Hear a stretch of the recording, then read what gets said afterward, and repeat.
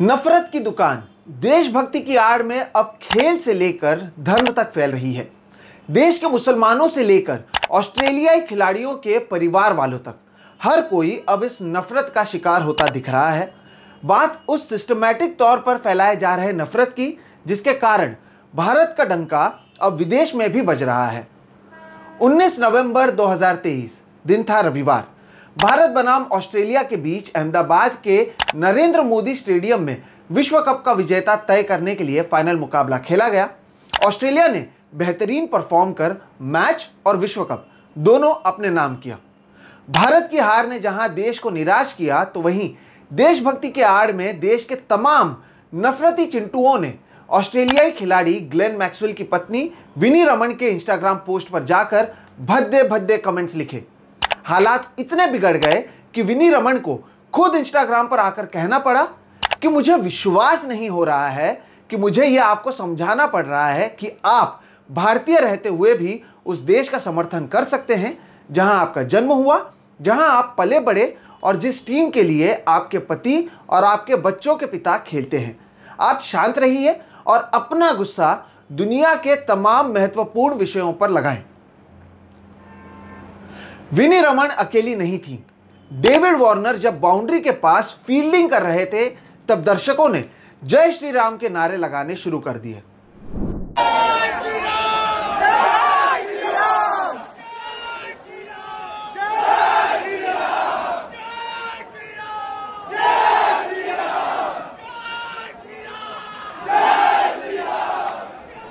अब इन नारों का इस खेल से क्या लेना देना है वो हमें नहीं पता।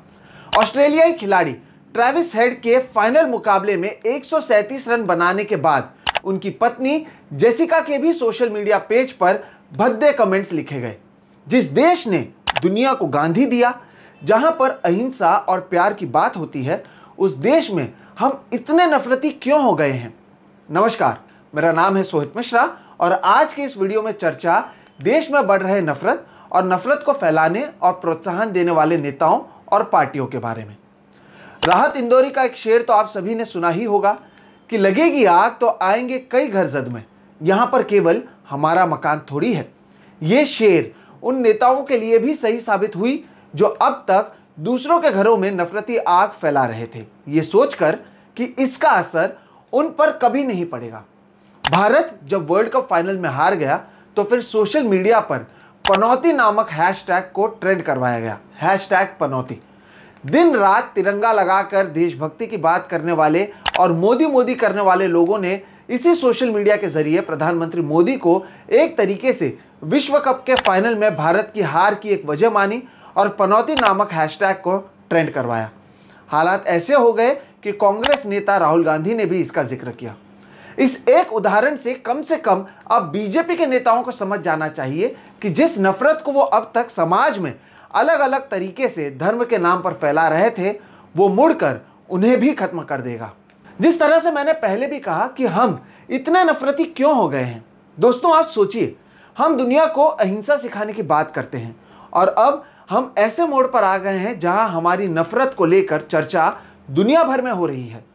दुनिया भर के मीडिया जहां अचंभित और हैरान हैं कि किसी एक मैच के हार पर कैसे इतनी नफरत फैल सकती है, तो वहीं शायद उन्हें नहीं पता होगा कि अब ये नया भारत है और ये नया नॉर्मल है और इस देश के अल्पसंख्यक, खास तौर पर मुसलमान, इस नफरत का शिकार लगातार हो रहे हैं।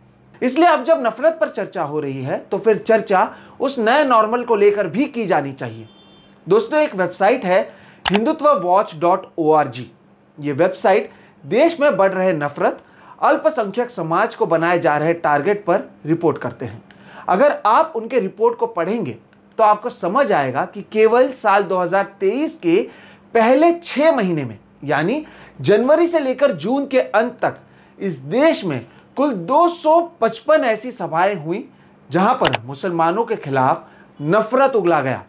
कुल 255 हेट स्पीच वाली सभाओं में से 80% यानी 205 हेट स्पीच के मामले बीजेपी शासित राज्यों में रिकॉर्ड किए गए। महाराष्ट्र, कर्नाटका, मध्य प्रदेश, राजस्थान और गुजरात में इस साल सबसे ज्यादा हेट स्पीच के मामले दर्ज हुए हैं। इन कुल सभाओं में से 33% सभाओं में मंच पर विराजित लोगों ने मुसलमानों के खिलाफ हिंसा का उपयोग करने की बात कही तो 11% सभाओं में हिंदुओं से कहा गया कि आप मुसलमानों का आर्थिक बहिष्कार यानी बॉयकॉट करें, इकोनॉमिक बॉयकॉट करें। मुस्लिम महिलाओं को लेकर भी अभद्र टिप्पणियां की गई। जो शुरुआत में मैंने आपको उदाहरण दिए कि ऑस्ट्रेलियाई खिलाड़ियों के परिवार वालों को टारगेट किया गया, तो उसी तरह से यहां तो लगातार मुस्लिम महिलाओं के बारे में ये लोग बोलते आ रहे हैं। दोस्तों, सबसे दुख की बात यह है कि जिस महाराष्ट्र से मैं आता हूं, जिस महाराष्ट्र को विकसित राज्यों में माना जाता है, वहां पर भी नफरत बढ़ी है। कुल 255 नफरती सभाओं में से 74, सबसे ज्यादा 74 सभाएं केवल महाराष्ट्र में किए गए हैं। महाराष्ट्र में अगले साल चुनाव हैं, लोकसभा के साथ ही विधानसभा चुनाव हैं। उत्तर प्रदेश के बाद दूसरा सबसे बड़ा राज्य महाराष्ट्र है और उससे पहले अब यहां पर नफरत फैलाई जा रही है। इसी साल अगस्त महीने में एक बड़े हुजूम ने महाराष्ट्र के सातारा जिले में राजा शेख नामक एक शख्स के विरोध में बहुत बड़ा आंदोलन किया। राजा शेख और उनके परिवार वालों को देशद्रोही कहा गया। यह सब इसलिए किया गया क्योंकि उस इलाके में एक मैसेज वायरल किया गया जो कथित तौर पर राजा शेख के बेटे ने सोशल मीडिया में पोस्ट की थी, जिसमें उसने छत्रपति शिवाजी महाराज का अपमान किया था। परिवार वाले कहते रहे कि उनके बेटे ने ऐसा कुछ नहीं किया, लेकिन उनके घर पर पथराव किया गया। मकान मालिक ने उस परिवार को रातों रात मकान खाली करने कहा। पुलिस की जांच में पता चला कि फोन को हैक किया गया था। बाद में पता चला कि अमर अर्जुन शिंदे, वापस सुनिए, अमर अर्जुन शिंदे नामक 21 साल के एक युवक ने राजा शेख के बेटे का फोन हैक किया और छत्रपति शिवाजी महाराज के खिलाफ अभद्र भाषा का उपयोग किया था, क्योंकि अमर शिंदे राजा शेख के बेटे से बदला लेना चाहता था। बदला किस चीज़ को? क्योंकि राजा शेख का जो बेटा है वो एक लड़की से बात करता था जो अमर शिंदे को पसंद नहीं आया। सोचिए कितना आसान है मुसलमानों के खिलाफ हिंसा भड़काना। लेकिन जब तक पुलिस की यह कार्रवाई पूरी होती, इलाके में तनाव फैल चुका था। कई मुस्लिम समाज के लोग हिंसा का शिकार हुए थे। राजा शेख को 8 दिन जेल में रखा गया। उनके बेटे को कुछ दिनों तक जुवेनाइल में रखा गया। उनकी कोई गलती नहीं थी, लेकिन इसके बावजूद बेटे को जुवेनाइल में रखा गया। यह अकेला एक मामला नहीं है। इसी साल जून महीने में कोल्हापुर में दंगे हुए क्योंकि सोशल मीडिया में टीपू सुल्तान के प्रशंसा में एक पोस्ट को वायरल किया गया। कोल्हापुर में भी मुस्लिम समाज के घरों और दुकानों को टारगेट किया गया। जुलाई महीने में अकोला में दंगे हुए, जहां पर एक की मौत हुई। दंगे तो दोस्तों 20वीं सदी में होते थे, हम पढ़ते थे इसके बारे में स्कूल में। अंग्रेज हिंदू और मुसलमान को आपस में लड़ाते थे, एक दूसरे के खिलाफ लड़ाते थे ताकि वो राज कर सके। लेकिन अब दंगे 21वीं सदी में महाराष्ट्र जैसे विकसित राज्य में जारी हैं। आप इस बात को भी याद रखें कि किसी बड़े तंत्र के समर्थन के बिना क्या यह मुमकिन है? ऐसे ही राज्यों में अचानक से क्या ये दंगे फैल जाते हैं, या फिर इसके पीछे कोई है जो चाहता है कि तनाव बना रहे? पिछले साल नवंबर महीने से लेकर इस साल मार्च महीने के बीच महाराष्ट्र में हिंदू जन आक्रोश मोर्चा के 50 रैलियां निकाली गई और लगभग हर रैली में लव जिहाद, लैंड जिहाद और आर्थिक बहिष्कार पर चर्चा और मंच से इसका ऐलान किया गया। इस तरह की रैलियों की अनुमति किसने दी? ऐसी रैलियों में बीजेपी से आने वाले मंगल प्रभात लोढ़ा सहित महाराष्ट्र बीजेपी के तमाम नेता शामिल होते हैं। क्या ये सब देखकर ऐसा नहीं लगता कि इंस्टीट्यूशन के जरिए नफरत को फैलाने की कोशिश की जा रही है? क्योंकि ये जो नफरत है ये केवल प्रधानमंत्री मोदी को पनौती नहीं कहेगा, ये नफरत चेतन सिंह जैसे लोगों तक पहुंच गया है जो आरपीएफ रहते हुए रेल में सफर कर रहे मुसलमानों को मारता है।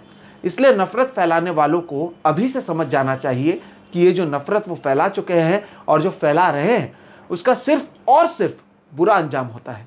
इसके साथ ही दोस्तों, बतौर दर्शक हम सभी को सोचना चाहिए कि हम इतने नफरती क्यों हैं? क्या हम इतने कमजोर हैं कि सोशल मीडिया में कुछ लिखे जाने पर हम दंगा करवा देंगे, शहरों को बंद करवा देंगे? क्या यही है वो गांधी का देश? दोस्तों, वीडियो पसंद आया तो इसे लाइक करें, दूसरों के साथ भी साझा करें, चैनल को सब्सक्राइब करना ना भूलें, क्योंकि जब आप चैनल को सब्सक्राइब करते हैं हमारा मनोबल बढ़ता है। इसके साथ ही कमेंट सेक्शन में हमें बताएं कि आपको इस वीडियो कैसा लगा, आप इस वीडियो के बारे में क्या सोचते हैं। साथ ही साथ आपने क्या भी अपने आसपास इस तरह से नफरत फैलते हुए देखा है? फिलहाल इस वीडियो में इतना ही। नमस्कार।